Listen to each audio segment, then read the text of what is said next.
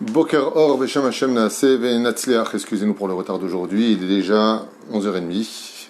On est aujourd'hui le jeudi 10 du mois de décembre et le Kaf Dalet, le 24 du mois de Kislev. Alors pour ceux qui peuvent, aujourd'hui, on fera une série de cours. Be'ezrat Hashem, d'ailleurs beaucoup de cours ont été commandés, j'en profite pour vous demander Pachout, patience parce que tous les jours, on reçoit des demandes de cours avec des dates, d'Askara, des gens qui sont aussi malades. Et vous savez que la Torah est un médicament pour tous nos problèmes. La reine est vraiment patience. Des fois, vous avez pris un cours il y a plusieurs semaines. On n'y est pas encore parce que je ne peux pas faire plus que ce que je fais. Donc, Be'ezrat Hashem, je vous demande pardon. Aujourd'hui, on commencera un shiur pour une demande spéciale de David Fertouk, pour l'élévation de l'âme de Gabriel Gabi Ben Israël Roati, Zichron Livracha, et il demande un cours sur la gratitude vis-à-vis du papa, c'est-à-dire le respect des parents en d'autres termes, mais surtout vis-à-vis du père, c'est sa demande à lui. Donc sans plus tarder, Bezrat Hashem, on commence ce shiur, ensuite il y aura d'autres shiurim pour ceux qui peuvent, ceux qui ne peuvent pas les verront plus tard. Bezrat Hashem, une grande refoua shlema aujourd'hui pour ma maman qui fait une petite opération, donc refoua shlema refoua tanefesh refoua tagouf. Esther Bert Bat Nusha Twitu.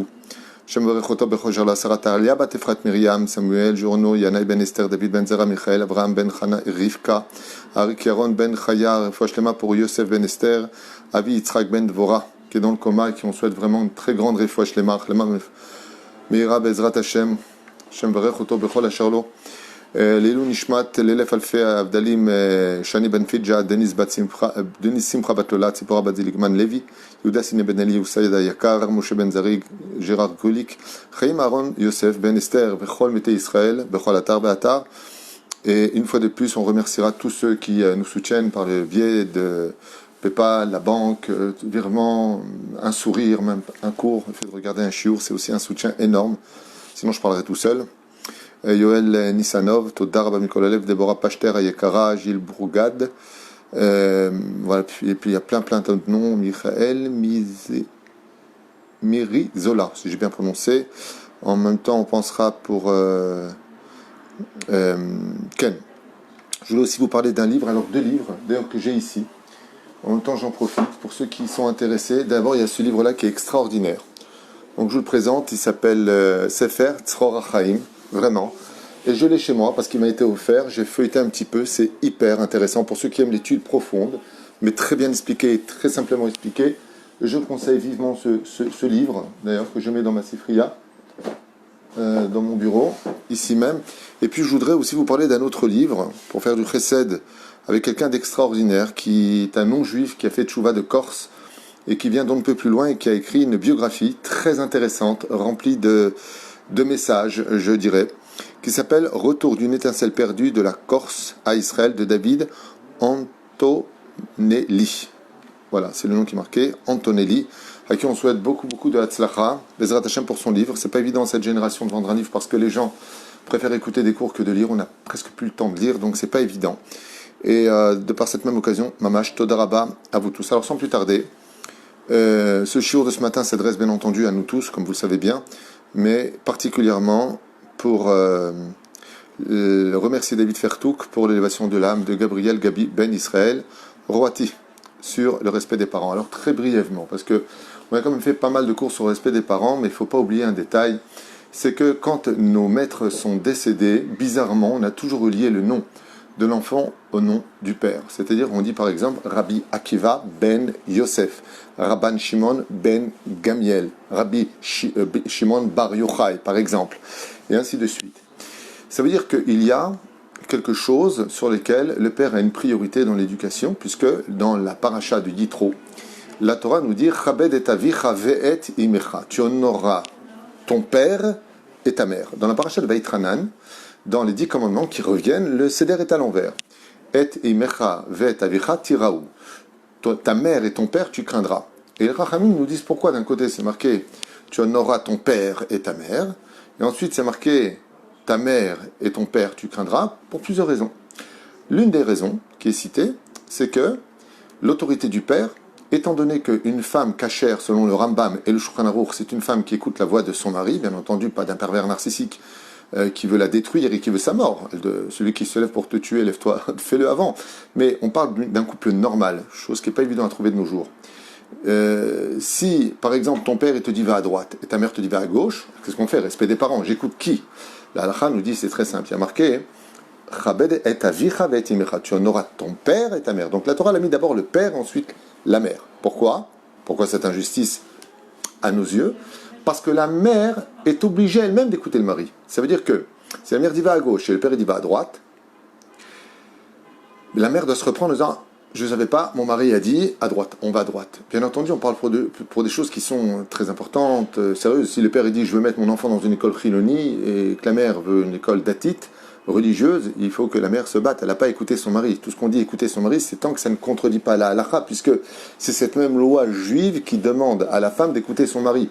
Et si le mari maintenant lui demande de sauter par la fenêtre, bon, c'est l'habit au rez-de-chaussée à la limite, mais je veux dire par là qu'on écoute le mari que si ce que dit le mari va dans le sens de la Torah, mais si ce que dit le mari n'est pas dans le sens de la Torah, ben que la femme n'a aucune mitzvah d'écouter son mari, comme par exemple il désire sa femme quand elle est nida, lui dit voilà, t'es religieuse, tu dois m'écouter, ma pitom. Celui qui m'a dit de t'écouter, c'est Dieu, et ce même Dieu me dit d'honorer la nida. Donc, bien entendu, faire attention à cela.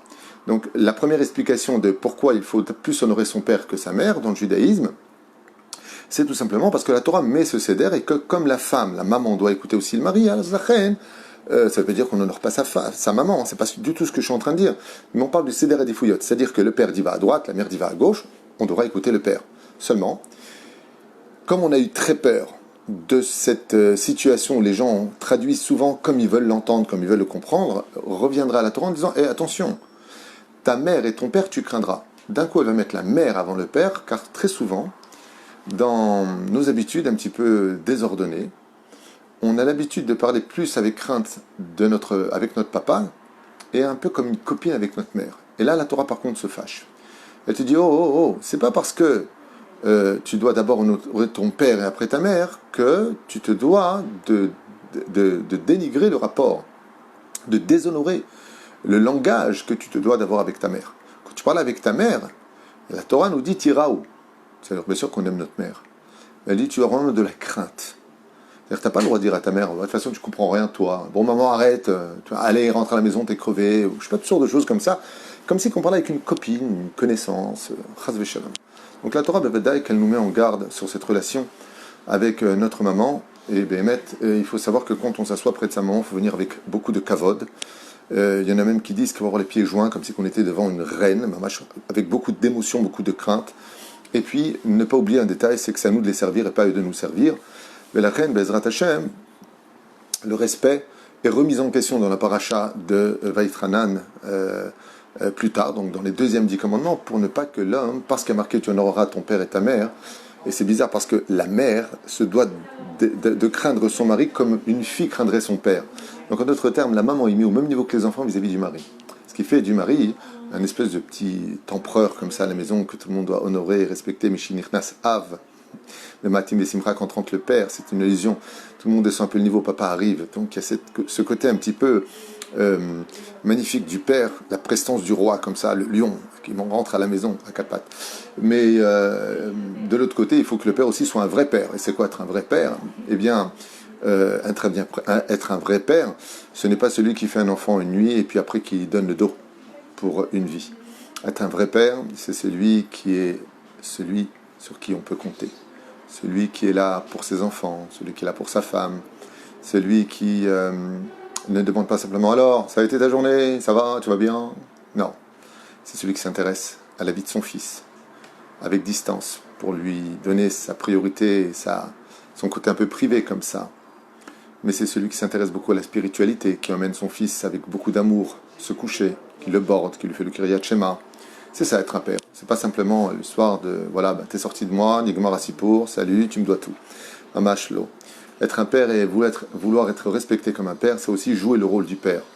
Et le rôle du père, c'est être investi dans son fils. C'est pour ça qu'en hébreu, le mot père se dit Av, Aleph, Bet, qui veut dire Av, Aleph, Bet, Ben. En d'autres termes, il y a une partie du père dans le fils. Une partie de la neshama du père rentre dans l'enfant. Et être un père, c'est une lumière pour son fils. C'est une personne sur qui le fils, en général, peut dire « je demanderai à mon père, je verrai avec mon père ». ce rôle que le père se doit de jouer, se divise en plusieurs mitzvot. Petit 1, il doit faire la brit mila à son fils, la bar mitzvah à son fils, apprendre la Torah à son fils. Il dit bar taba, mais s'il ne peut pas, dit le Shulchan Aruch, il paiera un raf privé pour lui apprendre la Torah, même si c'est dur qu'il s'emprunte pour cela. Il doit lui apprendre un métier pour ne pas qu'il vole, et il doit lui apprendre à nager, de telle façon à ce que quand les premiers noms étaient jetés dans le Nil, il ne savait pas nager. Depuis, la loi est sortie c'est une mitzvah pour le père d'apprendre à son fils aussi à nager. Velachen, un père se doit de remplir aussi ses fonctions, pas simplement de nourrir et de donner un toit et des habits à son enfant, car pour cela il n'y a pas besoin d'être juif. N'importe quel animal lui-même le fait. Vous savez, les rapaces eux-mêmes, qui sont des animaux assez cruels dans leur façon de tuer, nourrissent leurs enfants. Les loups ingurgitent et régurgitent leur nourriture pour leur donner à leur louveteau. C'est pas ça qui feront d'eux des juifs. D'être un juif, c'est de donner le toit spirituel aussi, la confiance en Dieu, l'exemple à suivre, de ne pas se mettre en colère, d'être complice un petit peu avec ses enfants, de leur demander, sans les juger dans cette génération qui ont tellement besoin d'aide, d'être présent pour eux. D'être présent, ça ne veut pas dire de leur donner tout ce qu'ils veulent. C'est une grave erreur de tout donner à un enfant, sinon il n'aura plus de valeur dans la vie. Mais d'être un père, c'est aussi être celui sur lequel l'enfant dit « j'ai envie de lui ressembler, j'ai envie d'être comme lui ». Alors, bien entendu, ça ne s'arrête pas là. On ne va pas continuer des heures sur le sujet, surtout que ça a déjà été développé.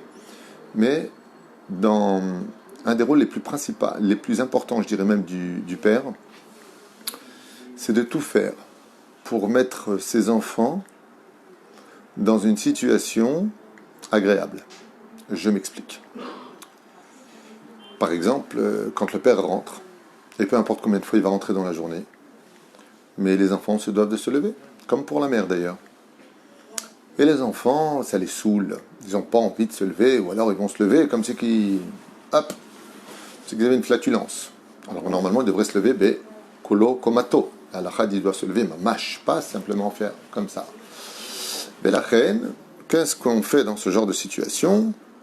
Quand on est un homme, Bezrat Hashem, un bon papa, et qu'on sait que ses enfants vont avoir du mal, par exemple, à accomplir cette mitzvah-là, eh bien, on va dire, voilà, je vous rends quitte, ne vous levez pas, ça me gêne quand vous vous levez.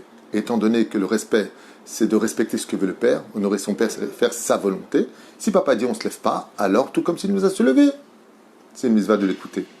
Ainsi donc, les enfants, à 120 ans, n'auront pas des comptes à rendre à Dieu, chose qui n'est pas évidente pour eux. Quand ils arriveront devant le trône divin et Dieu leur demandera pourquoi votre père est rentré, vous ne vous êtes pas levé. Alors ils pourront répondre parce que notre père était intelligent et comme il a su qu'on était un peu fainéant et qu'on n'était pas encore au niveau de comprendre la valeur de se lever devant ses parents, eh bien notre père nous a rendu quitte de cette mitzvah. Ainsi donc, un vrai père, c'est aussi celui qui va éviter à son fils de le mettre en porte-à-faux. Comme par exemple, tu sais qu'il est très nerveux, tu sais qu'il va mal te répondre si tu parles d'un sujet, évite. Pas parce que tu as peur de lui, pas parce que tu es un père qui veut protéger ton fils. Et tu sais que si ton fils te manque de respect, à cause de ça, il peut perdre son mazal, il peut perdre beaucoup de choses, il peut arriver à Chazvé Shalom, pire que ça encore, parce que le respect des parents est très regardé à la loupe par le créateur du monde. Et la reine, quand on est un bon père et une bonne maman, on ne mettra pas ses enfants en porte-à-faux. On ne les mettra pas dans une situation où nos enfants risqueraient de nous manquer de respect. Si c'est inévitable, alors c'est inévitable, des fois ça explose, en malasot. Aval, de façon chronique, de façon générale surtout, un bon père et une bonne maman sont des enfants qui éviteront de mettre les enfants sur une posture désagréable sur laquelle on risquerait de se ramasser une gamelle, et donc c'est à éviter. De l'autre côté, tout est remplaçable sur Terre, sauf deux choses, les parents et les enfants.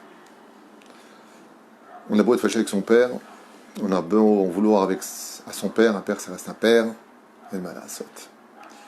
Mais la reine, combien il est important, comme je viens de le faire grâce à Dieu, où j'ai eu le mérite de passer quelques jours de vacances, où j'étais voir mon fils, Eliaou Ayakar, et sa famille, sa femme, l'étal et les enfants, Baruch Hashem.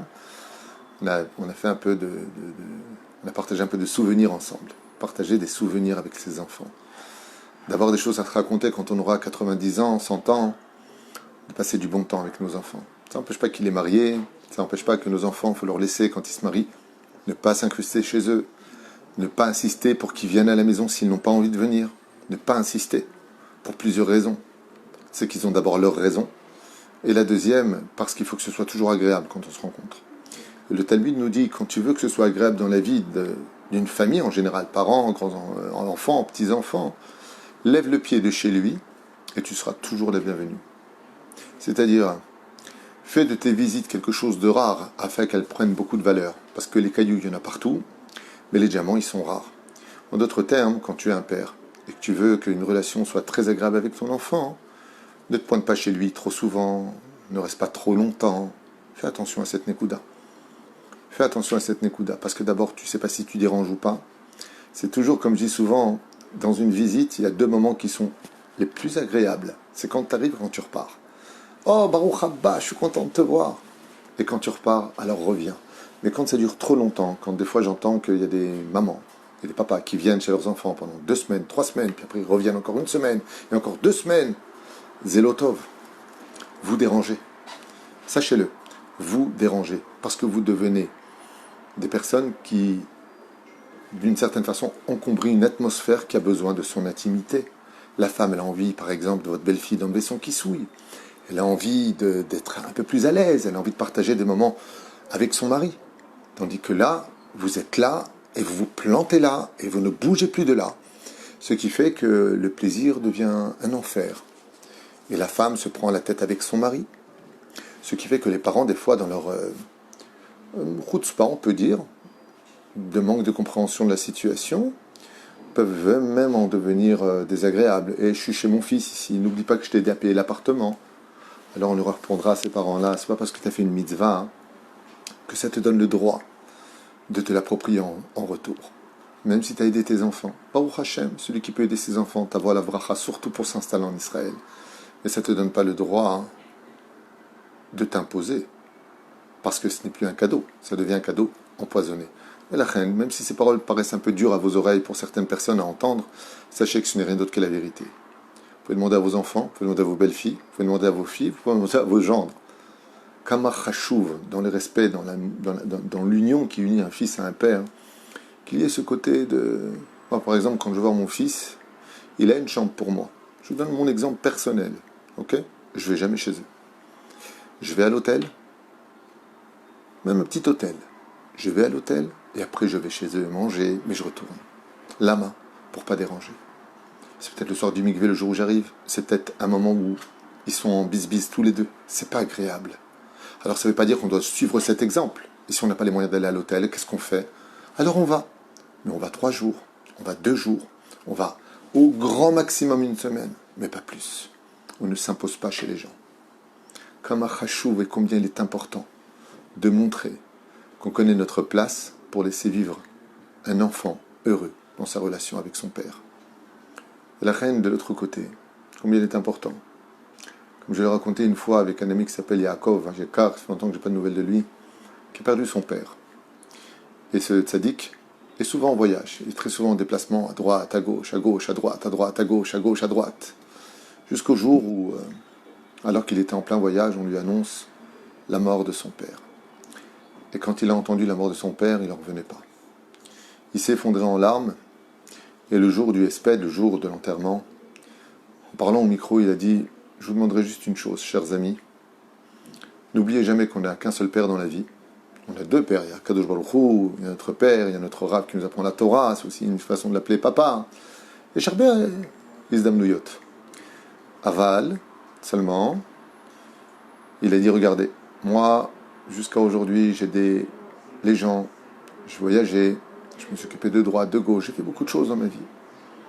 Mais aujourd'hui que mon père est parti, combien je pleure, combien j'ai mal de ne pas avoir partagé plus de moments avec lui. Parce que maintenant qu'il est parti, Zéouzé, Allah les bêtes au namo. La reine, moi je vous donne juste un petit conseil d'amis. Tout comme j'ai le bonheur de le faire avec ma maman, où tous les mercredis en général je descends à Natania pour aller la voir. Tout comme vous donnez rendez-vous pour le travail, vous donnez rendez-vous pour l'étude, vous donnez rendez-vous avec votre épouse, c'est normal. N'oubliez pas de donner, même une fois toutes les 2 semaines, un rendez-vous pour aller voir vos parents. Encore une fois, je sais que vous allez me dire c'est pas évident, moi, ma mère elle est comme ça, mon père il est comme ça, j'ai du mal à les respecter, ils m'ont fait trop de mal. Vous avez raison. Personne ne peut juger la douleur que vous avez encourue. Personne ne peut comprendre ce que vous avez vécu. J'en sais rien. Mais ce que je sais, c'est que quand on reste transparent à tous ces problèmes, et quand on vient faire uniquement ce qu'on a besoin de faire, quand on se prépare psychologiquement, alors on sait que des fois, papa il va poser des questions, et puis il va se mêler, et puis, tu restes transparent. Alors au lieu de rester 3 heures avec lui, parce que ça risquerait de dégénérer, reste 1 heure, une demi-heure. Juste apporte-lui un verre d'eau. Papa, tu as soif. Maman, tu veux que je t'amène ça? Maman, je monte chez toi, tu as besoin de quelque chose? Ainsi donc, on aura fait une achatro achakadosh baruch hu qui dépasse tout.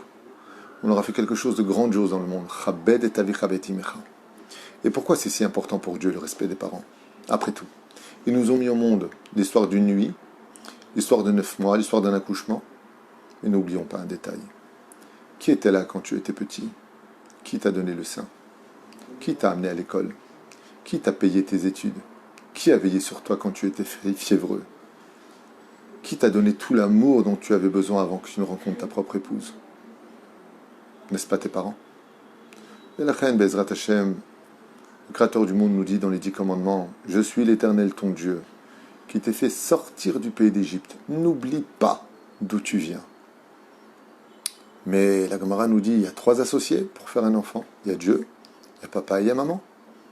Sur cette même colonne du respect des parents, il y a « Je suis l'Éternel ton Dieu qui t'ai fait sortir du pays d'Égypte ». Le 5e des commandements, c'est « Tu honoreras ton père et ta mère ». Parce que le Créateur du monde te dit, je vais t'expliquer pourquoi.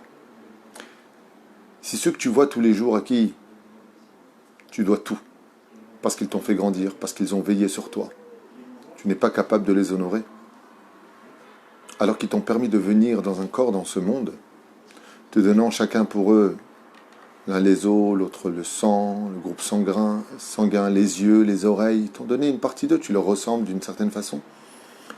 Alors que tu les as vus, alors que tu les vois, alors que tu les sens avec toi, alors que tu as des souvenirs de ce qu'ils ont fait pour toi. Tu ne peux pas dire, ouais mais l'Égypte, moi j'y étais pas, ça c'est une histoire qui date de 3800 ans. Non, 3400 ans. La réponse est simple. Si tu n'es pas capable d'honorer ceux qui t'ont fait grandir, que tu as connus, comment tu peux m'honorer moi et dire Kadosh Baruch Hu? Alors que tu ne me vois pas, tu ne m'entends pas.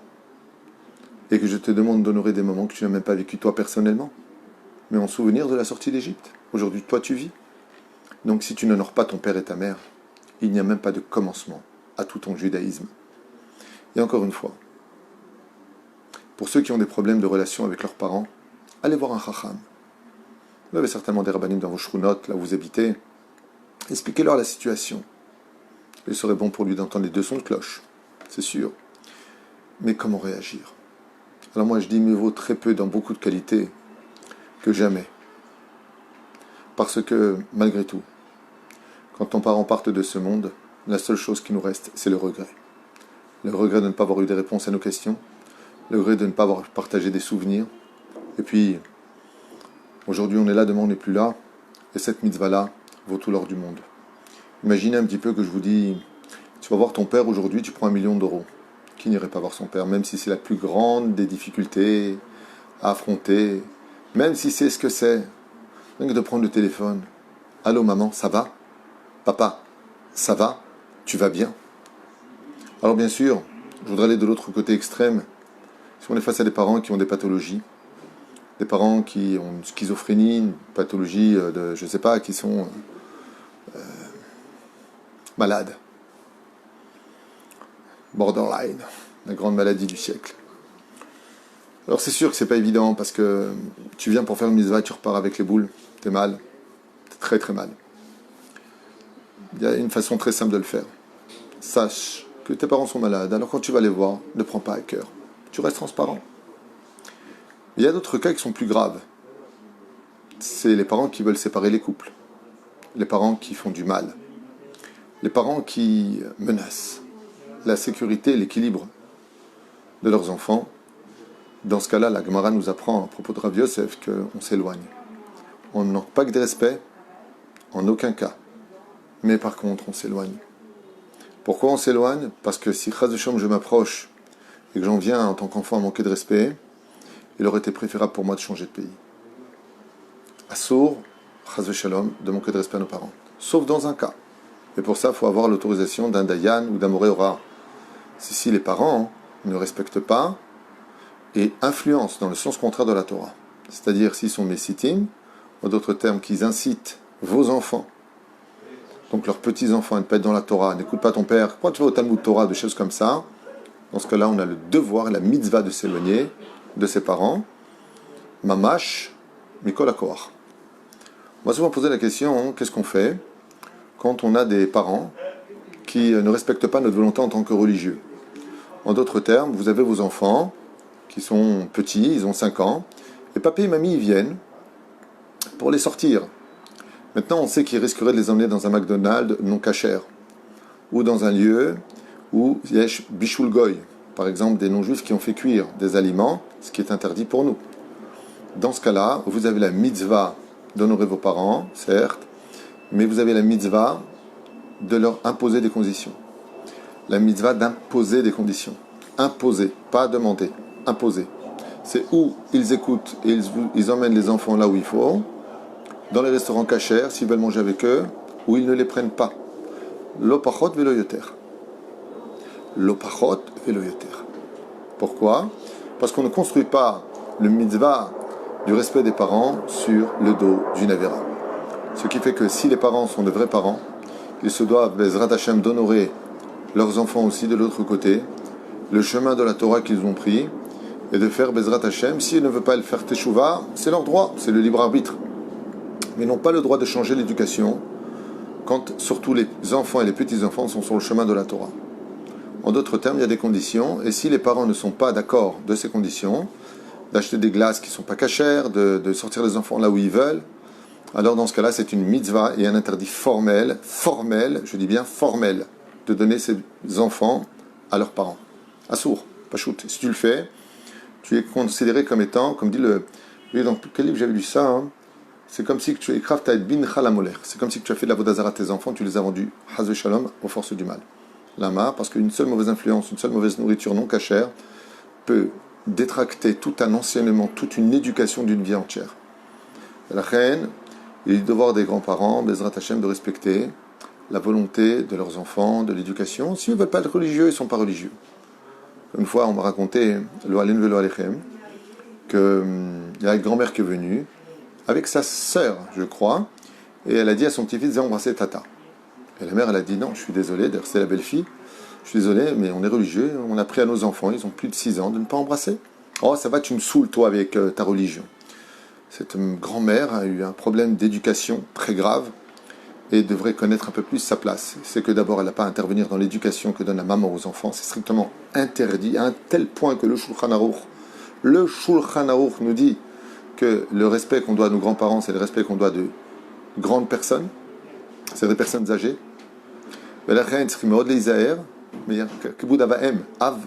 Respect des parents, pas des grands-parents. On doit respecter ses grands-parents. Attention, on doit respecter toute personne, à plus forte raison quand elles sont plus âgées, font partie de la famille.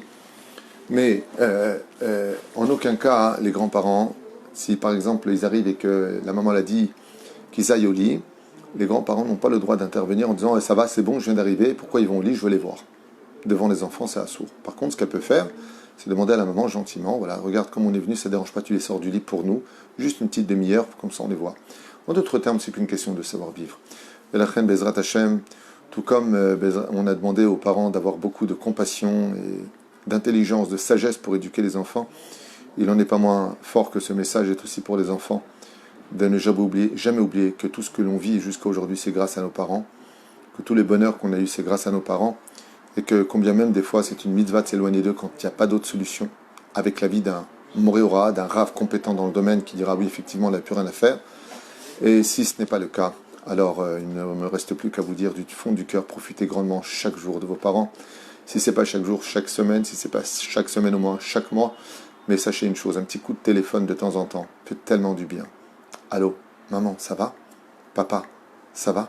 T'as besoin de quelque chose? Tellement simple, mais tellement de bonheur et de lumière dans le cœur des parents. De voir des enfants qui pensent à nous, qui penseront à nous et qui seront toujours avec nous. Baruch Adonai l'olam amen ve amen, et on se revoit tout de suite pour le prochain shiur.